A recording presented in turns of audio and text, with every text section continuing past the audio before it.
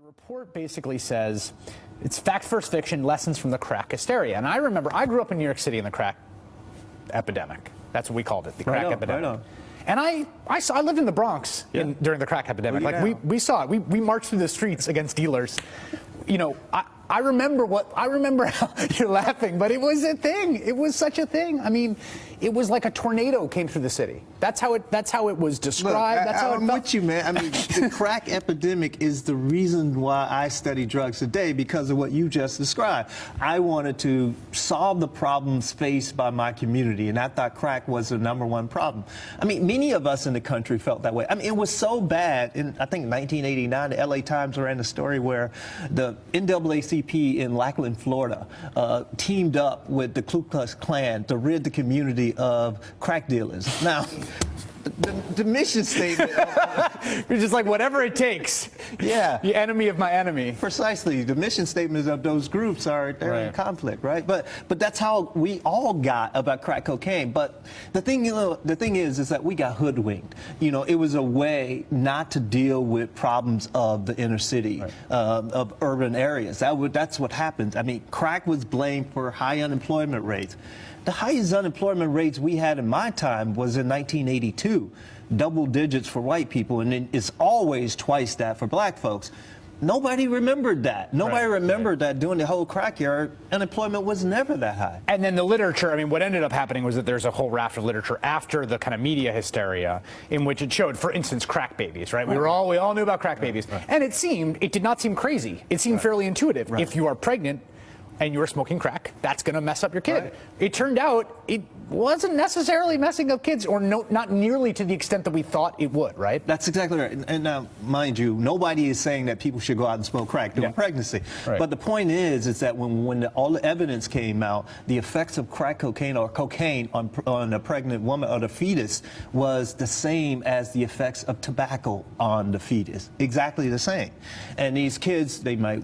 You're saying that to me, and I still don't believe it. Like, I understand. No, I'm being totally honest here. Like, I know you're saying that. I know that's what the literature, I've seen the citations in your book. I know that's the literature. But there's just part of me that's like, that cannot possibly be true. Yeah, you know, when I get that a lot, as you know, and I don't know what to say to that. I mean, I deal in evidence, and if everybody, one of the things that I wanted to do with the book was to increase the intellectual tone around discussions of drugs. But in order to do that, we all have to play by the rules of evidence. But if people are allowed to have their faith-based beliefs, in which I just say that can't possibly be true, doctor. Yeah, I can't do anything about that. I mean, and so So I'm trying to speak to the people who believe in evidence. So one of the things I think that grows out of this is that we saw the hysteria around crack led to real policy implications. For instance, most famously, the disparity in sentencing between cocaine, powder cocaine, and crack cocaine. The idea being that crack cocaine was a worse drug, and then there was a ton of studies, and it turned out it just wasn't. Right? That's right. I mean, that was an invented distinction. Yeah, and we're all outraged about this distinction that you just described. But everyone subscribed to it. That's right. We all participated. But eventually, evidence and truth came to light. And so I hope with the book that we can do the same thing with other areas. So finally, what is the takeaway? What lessons have we not learned about methamphetamine? I want to show this chart real quick because this blew my mind. How many people use meth in a lifetime? 12.3 million people use meth in a lifetime, according to data collected. CDC data?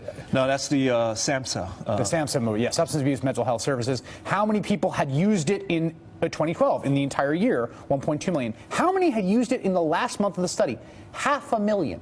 Yeah. That's not very many people in a country of 300 million. That's right. So methamphetamine, the use of methamphetamine has always been relatively low. It's just that the hysteria is increased and decreases periodically. But the use has always been well below the use of cocaine, considerably lower than the use of marijuana and other drugs. So you think we are repeating what we did in the late 80s, early 90s with crack with methamphetamine right now? We certainly are. We punish methamphetamine more harshly than any other drug other than crack. And the hysteria, when we start to see things like the meth mouth, there's virtually no evidence for like this dental decay that we see, that these pictures that people show. Really? virtually no evidence. So when we think about methamphetamine, think about Adderall. Adderall is the attention deficit disorder drug that a lot of college students take. Same drug. Nobody's talking about... It's not the same drug. It's the exact same drug. The only difference is that methamphetamine has a methyl group attached to it, but we did a study in which we, along with other people, in which we tested the effects of a drug like Adderall compared to methamphetamine. They produced identical effects. They are almost identical chemically in terms of the chemical structure. They're the same effect. And so, but we have these wildly different...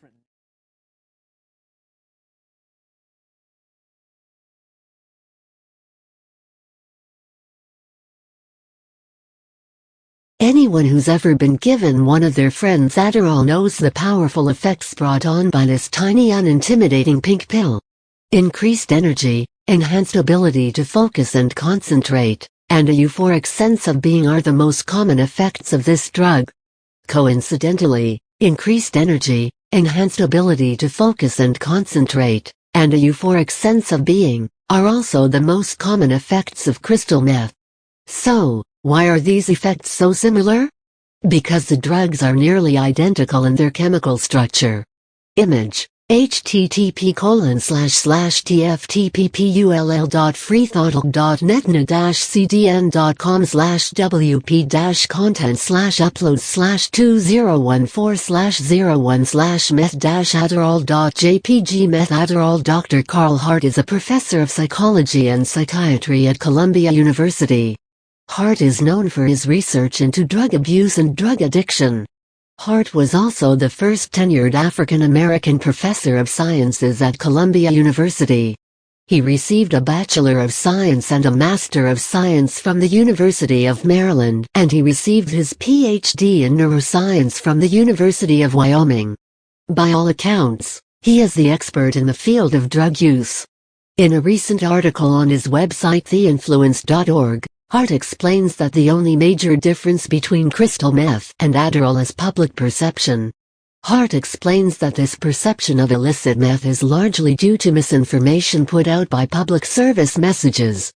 Perhaps it has something to do with public educational campaigns aimed at discouraging methamphetamine use. These campaigns usually show, in graphically horrifying detail, some poor young person who uses the drug for the first time and then ends up engaging in uncharacteristic acts such as prostitution, stealing from parents, or assaulting strangers for money to buy the drug. At the end of advertisement, emblazoned on the screen, is meth, not even once. We've also seen those infamous meth mouth images, extreme tooth decay, wrongly presented as a direct consequence of methamphetamine use. These types of media campaigns neither prevent nor decrease the use of the drug, nor do they provide any real facts about the effects of meth. They succeed only in perpetuating false assumptions. Swayed by this messaging, the public remains almost entirely ignorant of the fact that methamphetamine produces nearly identical effects to those produced by the popular ADHD medication D-amphetamine, dextroamphetamine. You probably know it as Adderall registered trademark, a combination of amphetamine and D-amphetamine mixed salts. Hart admitted that he too believed that methamphetamine was far more dangerous than D-amphetamine, despite the fact that the chemical structure of the two drugs is nearly identical. However, after thoroughly researching the evidence, Hart shattered this belief. To back up his claims, Hart and his team conducted a study of 13 men who regularly use methamphetamine. During the double-blind study, the men were given a hit of methamphetamine, of D-amphetamine, or of placebo. According to the study, like D-amphetamine, methamphetamine increased our subjects' energy and enhanced their ability to focus and concentrate. It also reduced subjective feelings of tiredness and the cognitive disruptions typically brought about by fatigue and/or sleep deprivation. Both drugs increased blood pressure and the rate at which the heart beat. No doubt these are the effects that justify the continued use of D-amphetamine by several nations' militaries, including our own. And when offered an opportunity to choose either the drugs or varying amounts of money, our subjects chose to take D-amphetamine on a similar number of occasions as they chose to take methamphetamine. These regular methamphetamine users could not distinguish between the two. It is possible that the methyl group enhances methamphetamine's lipid solubility, but this effect appears to be imperceptible to human consumers. It is also true that the effects of smoking methamphetamine are more intense than those of swallowing a pill containing D-amphetamine. But that increased intensity is due to the route of administration, not the drug itself. Smoking D-amphetamine produces nearly identical intense effects as smoking methamphetamine. The same would be true if the drugs were snorted intranasally. The significance of heart study has a paradigm-shattering effect. On one hand, it shows that a drug, which is legally taken by millions of children in the U.S., is identical to an illegal substance associated with a slew of negative traits. On the other hand, it shows that meth users are not much different from the millions of Americans who take its legal form.